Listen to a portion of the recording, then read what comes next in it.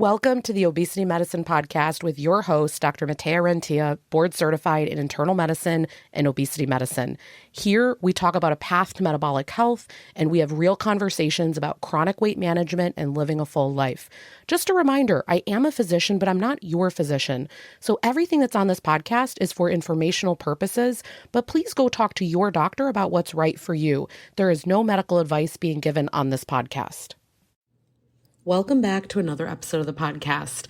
I am feeling the Monday energy. I'm actually recording this sooner to the release than I have ever done before because I just recently went to a medical conference, and sometimes I just get behind with these things because I'm actually sitting there learning and trying to make sure to stay on top of answering patient messages, and I suddenly get a message, hey, do you have the next episode ready? When normally I have several sitting there. But this is actually really good because right now I'm in the middle of running the 30/30 program. And this is a program, I know you've heard me talk a lot about this. This was a September program. It's actually ending up turning into about a 7 to 8 week program. I had advertised it as 4 weeks, but once we did the welcome orientation call, that's always a week before the program starts. And then I realized, it really doesn't work to do 90-minute calls. People are really tired and exhausted. So we said, hey, let's add on a few more calls. And then I realized we're talking about such big topics. We can't possibly do this in 4 weeks. And then I said, let's extend it. So the next thing you know, it's basically turning into a 2-month program. And so that's actually a pivot that we're going to continue going forward here. Many, I know, have messaged me that you missed the September group, but you were planning the January group.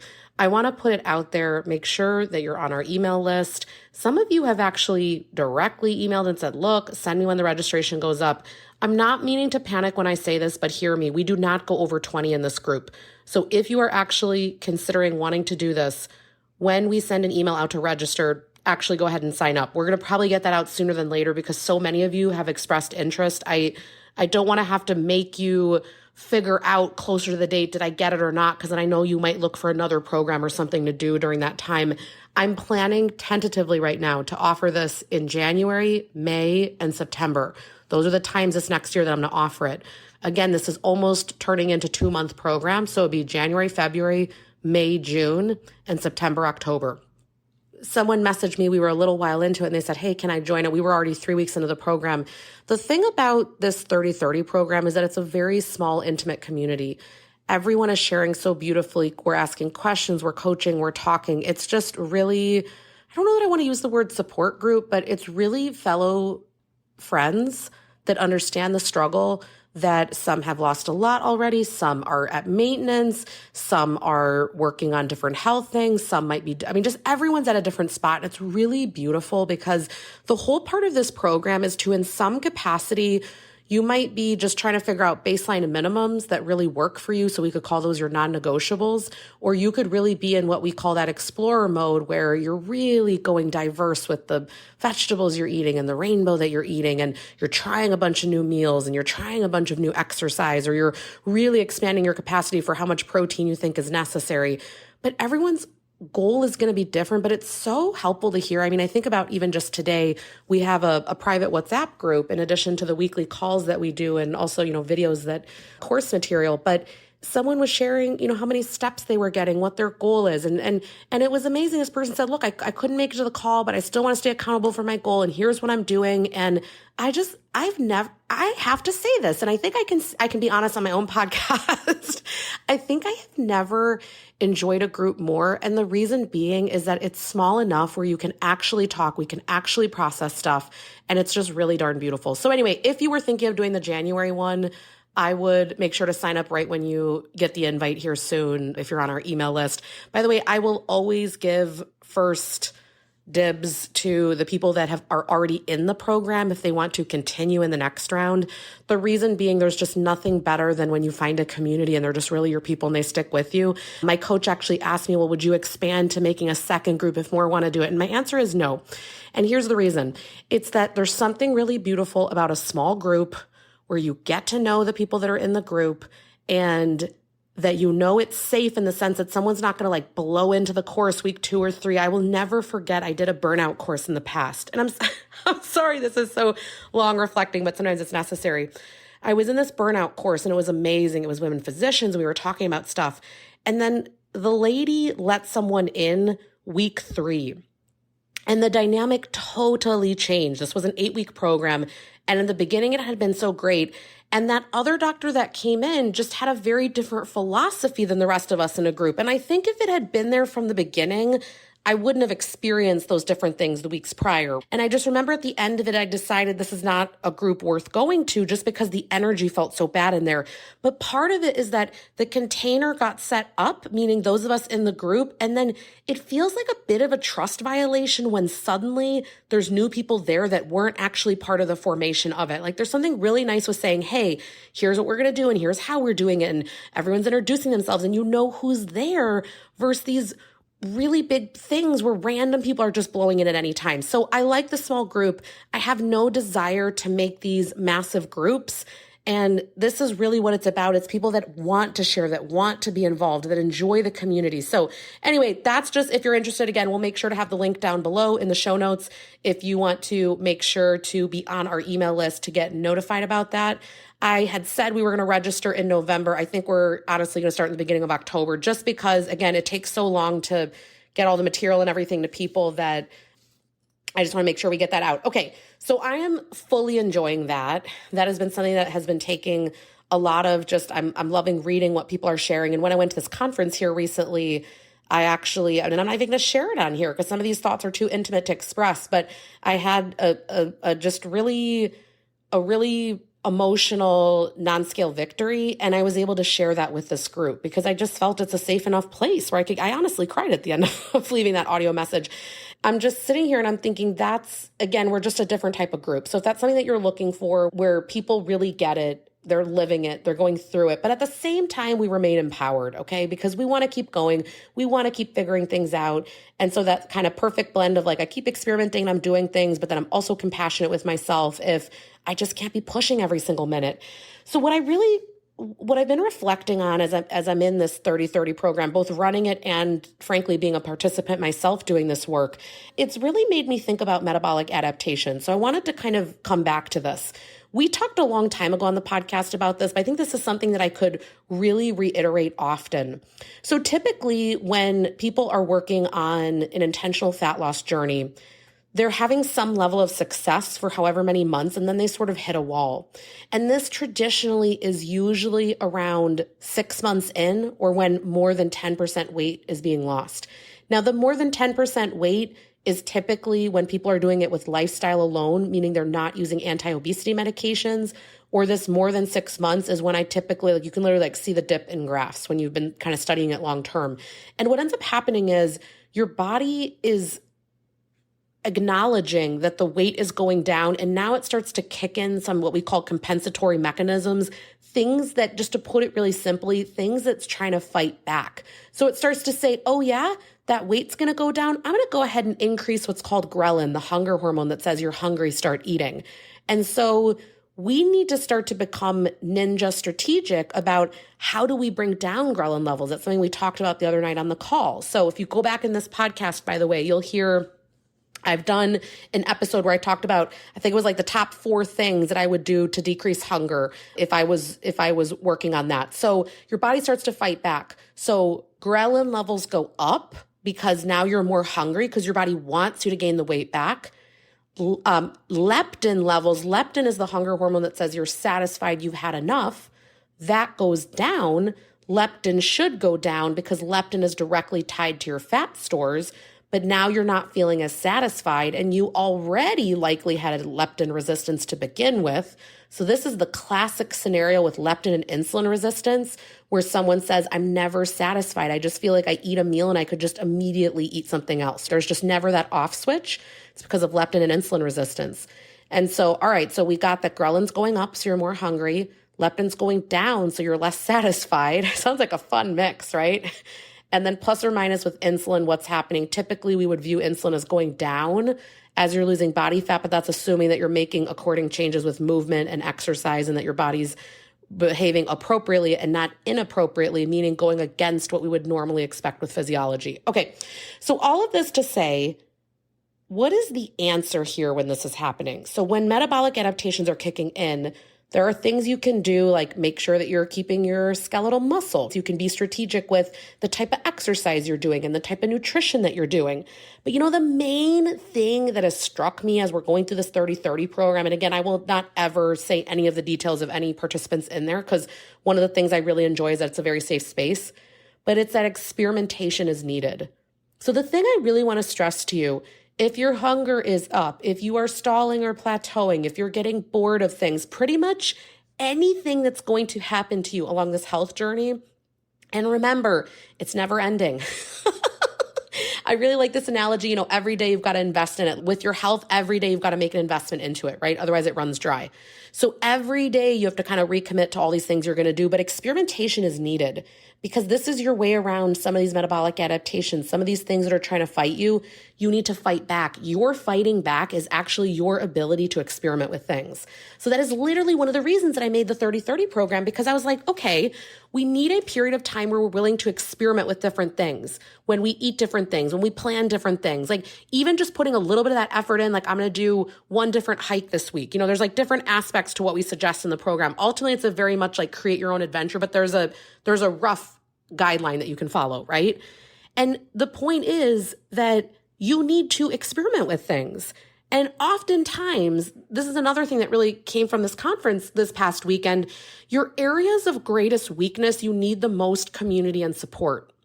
So I'll give you an example. Whenever it comes to health, weight maintenance, things like that, I need a lot of support. It does not come intuitively to me. Like I have to be very active about, I've had to build out over 5-6 years. All right, I get my water. I do my walk in the morning. I do this, I do that. To when I go on a retreat that life does not fall apart. A lot of those things still occurred, right? Now, granted, it was very helpful that it was in a very health-minded retreat.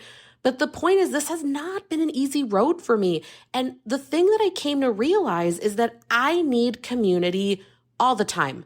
I am always going to need to be in some type of a community that understands what I'm going through, where I can get the struggle, where I don't feel alone.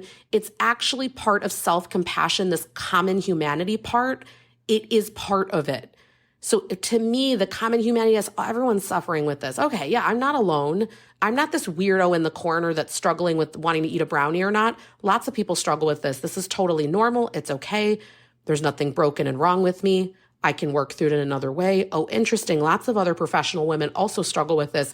Normalizing that is very self-compassionate. But also, I want to take action. I want to do different things. I want to figure it out. Okay, that's where the 30-30 program comes in, right? Something like that. My point is, we habituate. We're doing the same things all the time. How do you shake it up? It's very hard for us within our jobs. Many of us, we're coming and doing the same thing every single day, right? We're following our calendar. We're following whatever our job descriptions are. We're taking care of kids. Happening subconsciously, right? But then when we need to break these adaptations, when we need to break these things that are occurring, we have to switch it up. Switching it up means you need to put on your experimenter hat. So here's the little freebie that I'm going to throw out there.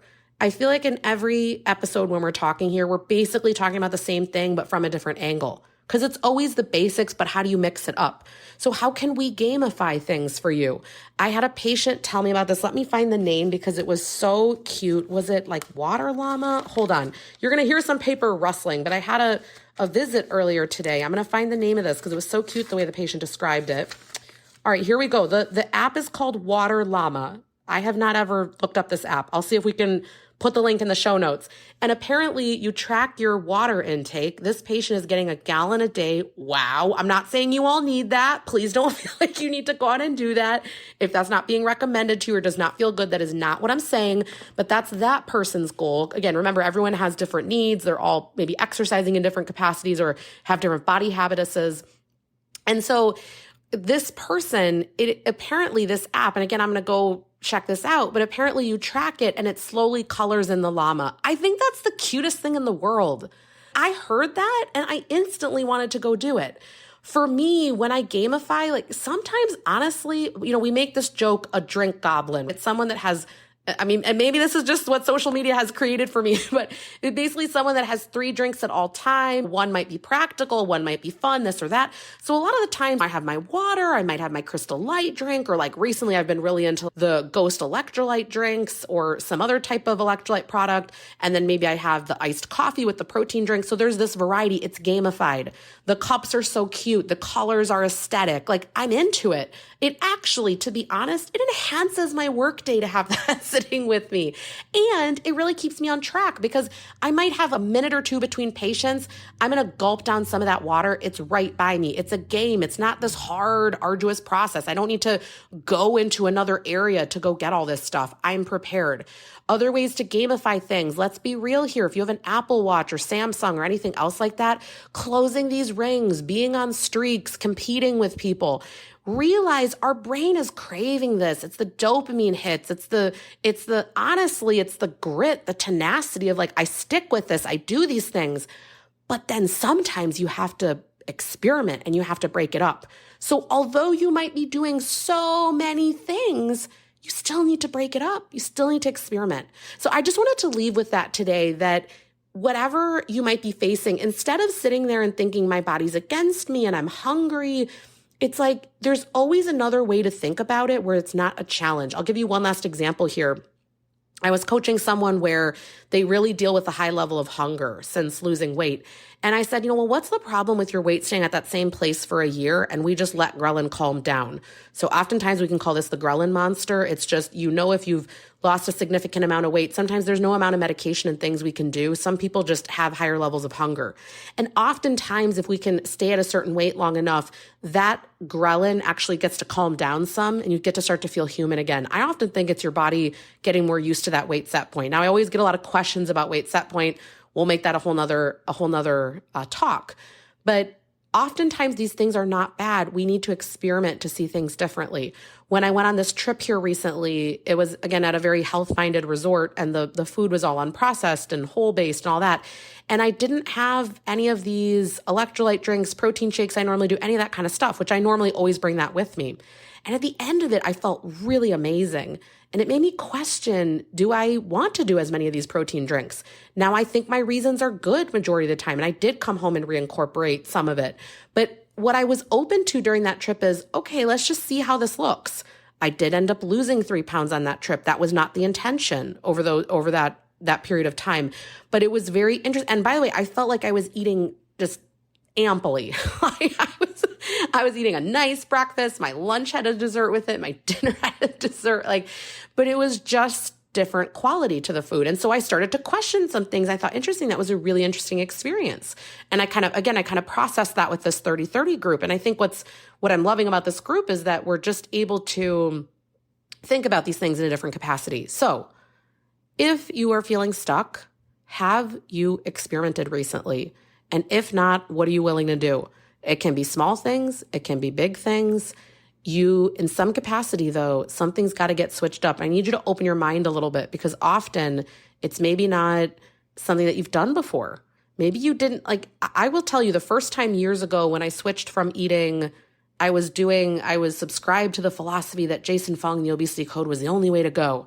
This was like version 1.0 Metea. If you followed me over a lot of years at this point, I've evolved as far as what I'm teaching and what I think, and I always will continue, by the way. And I will say this until my deathbed. Listen to me at this moment and not from 1, 2, 3, 4, 5 years ago, because it's always changing and evolving based on what I see clinically, the evidence base, what we're hearing new, all that kind of stuff. And, back in the day, this was a long time ago, I did a version of intermittent fasting. I would eat at about noon and maybe 5 or 6. So that's, if you're talking fasting windows, that's about an 18-6. And there was a period of time where it really served me, where I felt good with that. And then I realized I'm just really overeating those 2 times. And then the first time I would eat at noon, I would actually feel quite sick, because it had just been too long without eating that I literally did not feel good. Then I started to actually check my blood sugars and realized, it's actually not what they're when they're like, that's the way you bring down insulin and all the things. We think that, but guess what? My body didn't like it. It actually did a lot better blood sugar wise if I ate something really balanced. It actually helped bring it down in addition to that morning walk. So I started to just question everything and really dive into, but individualized for me, what's the actual truth here? And I experimented, well, what if I do more scheduled eating? What if I do this? What if I do that? The point is, there are so many different versions of what I've done, not in a diet culture way, but in a real experimentation of what can feel best for me. And you could say, okay, it's the slow boat. For me, it's been, for the past 5-6 years, it's a little over 10 pounds every single year that I'm losing. So at this point, it's over 60, 70 pounds, and there's still a far ways to go. But you know what? Who cares?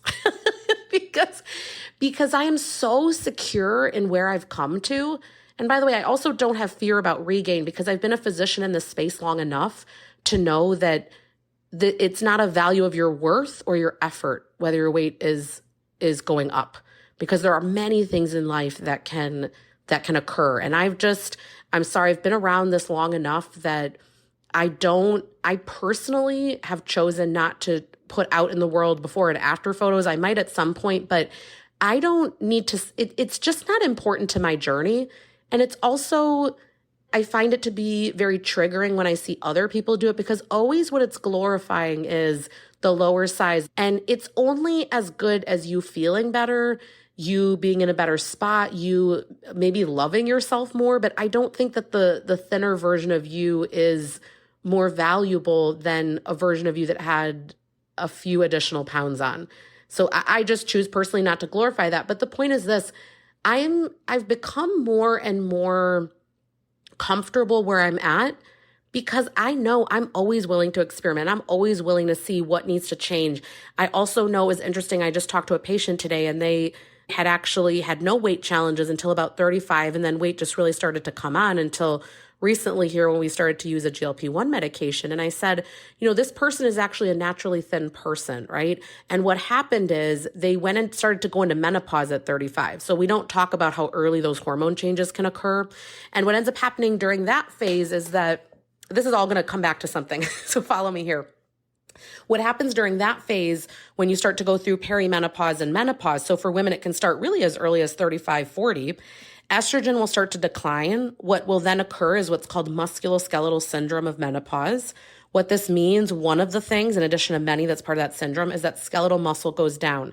Skeletal muscle will typically go down and body fat goes up. Maybe your overall weight's not changing, but your body composition's different. So for example, the central adiposity, that central weight.